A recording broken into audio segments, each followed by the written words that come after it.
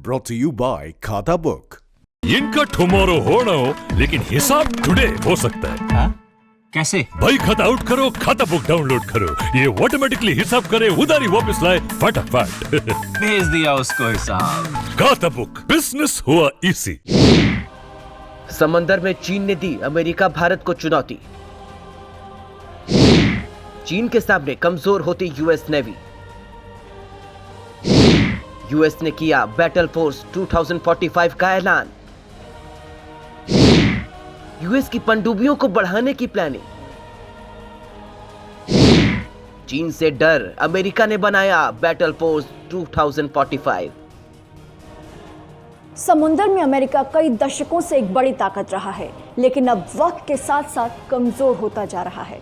वजह है चीनी नौसेना का लगातार ताकतवर होना। लंबे समय से चीनी सेना अपनी क्षमताओं को बढ़ाती जा रही है, जबकि समंदर में अमेरिका चीन के सामने कमजोर पड़ता जा रहा है। यह सिर्फ अमेरिका के लिए ही नहीं, भारत के लिए भी बड़े खतरे का संकेत है। अमेरिका के रक्षा विभाग की report navy force structure and ship building plans background and issues for Congress के मुताबिक चीन ने अपनी नौसेना का तेजी से विस्तार किया है और अब वो हिंद प्रशांत क्षेत्र में सबसे बड़ी नौसेना और सबसे बड़ी वायुसेना बनने के करीब है, जो लंबे समय से चीन का एक सपना भी रहा है। इतना ही नहीं, चीन दुनिया में सबसे बड़ी मिसाइल ताकत भी बनने जा रहा है।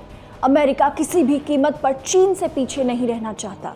चीन को मजबूत होता देखकर इसी साल अमेरिकी रक्षा मंत्री मार्क एस्पर ने बैटल फोर्स 2045 का ऐलान कर दिया। इसका लक्ष्य है अमेरिकी नौसेना को समय के साथ मजबूत बनाना।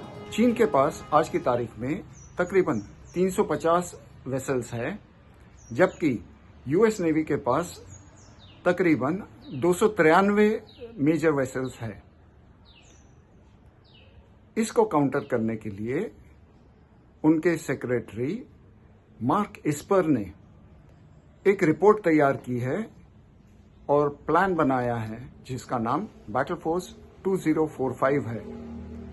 इस प्लान के हिसाब से यूएस की जो 2018 की पॉलिसी थी, जिसमें 350 शिप्स बनाने की योजना थी, वो कारगर साबित नहीं हो रही थी।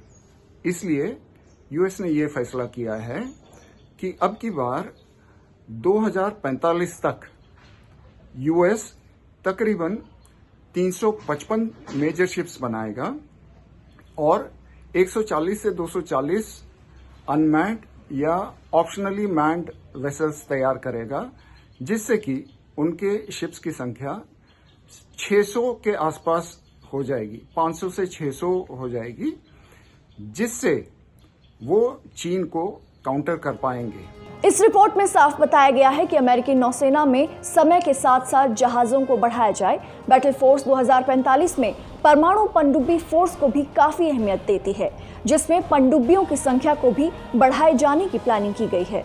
रिपोर्ट बताती है कि नए फोर्स में विमान वाहक, विध्वंसक, क्रूजर जैसे बड़े जहाज, छोटे जहाज जिसमें कोरवेट्स, फ्रिगेट्स शामिल हैं। रिपोर्ट में यह भी दावा किया गया है कि बैटल फोर्स 2045 से अमेरिकी नौसेना की क्षमता बढ़ जाएगी, जो उसे समुद्र में चीन के सामने ताकतवर बना देगी। हाइपरसोनिक तकनीक, बैलिस्टिक मिसाइल्स, अमेरिकी बैटल फोर्स 2045 दुनिया भर में कहीं भी सटीक हमले के लिए हाइपरसोनिक प्रणालियों पर निर्भर रहेगी। उनके सबमरीन्स, स्पेशली न्यूक्लियर सबमरीन्स की संख्या भी वो 8 से 11 तक बढ़ाना चाहते हैं, जबकि चीन की नौसेना न्यूक्लियर सबमरीन बनाने के लिए हुलुताओ में एक नई फैसिलिटी तैयार कर रही है। इस फैसिलिटी में लेटेस्ट सैटेलाइट इमेजेस के हिसाब से तकरीबन 10 सबमरीन्स एक ही वक्त पर साइमल्टेनियसली प्रोड्यूस की जा सकती हैं, यानी कि एक साल के अंदर तकरीबन 10 सबमरीन प्रोडक्शन की क्षमता चीन बनाना चाहता है। और इससे ये साबित होता है कि यूएस का प्लान थोड़ा कम रह जाता है। चीन फिलहाल इस मामले में अमेरिका से आगे है। इस बात का सबूत चीनी राष्ट्रीय दिवस 2019 की परेड में दुनिया को मिला। उस दौरान हाइपरसोनिक ग्लाइड्स व्हीकल के साथ साथ डोंगफेंग 17 मिसाइल का भी दुनिया को पता चला। ये मिसाइल तकरीबन 2500 किलोमीटर तक की मार कर सकती है और उससे आगे हाइपरसोनिक ग्लाइड व्हीकल तकरीबन 1400 से लेके 1500 किलोमीटर तक जा सकता है, यानी कि टोटल रेंज इसकी 4000 से 5000 किलोमीटर तक की हो सकती है। चीन ने इसको जमीन पर उतारा है, यानी कि डिप्लॉय कर लिया है। यूएस इस भाग में भी पिछड़ जाता है। इसके लिए यूएस को चाहिए कि वो अपने नेवी की और अदर आर्म्स की फंडिंग बढ़ाए और इंडिया जैसे देश के साथ कोऑपरेशन बढ़ाए, जिससे कि क्वाड जैसी चीजें जो आजकल देखी जा रही है, जिसमें फॉरेन मिनिस्टर्स की मीटिंग हुई थी रिसेंटली, ऐसे जो कोऑपरेटिव मूव्स हैं ये काफी कारगर साबित हो जाएंगे। परमाणु पनडुब्बी के विस्तार के साथ साथ पिछले 6 सालों से चीन की नौसेना अपनी पनडुब्बियों की संख्या भी बढ़ाने पर लगातार काम कर रही है। मौजूदा रिपोर्ट साफ साफ दिखाती है कि अमेरिकी नौसेना चीन की नौसेना के सामने कमजोर पड़ रही है और ये खबर अमेरिका के साथ साथ भारत के लिए भी अच्छी नहीं है।